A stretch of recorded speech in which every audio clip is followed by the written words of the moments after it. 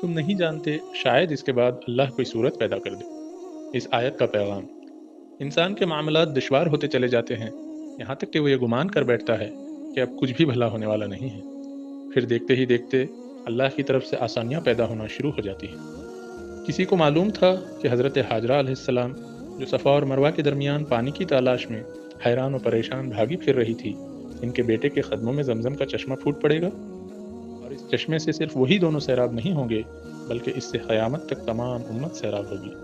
اسی طرح اللہ پلک جھپکتے حالات تبدیل کر دیتا ہے۔ آزمائش وقتی ہوتی ہے، وہ ہمیشہ ہمیشہ کے لیے نہیں آتی۔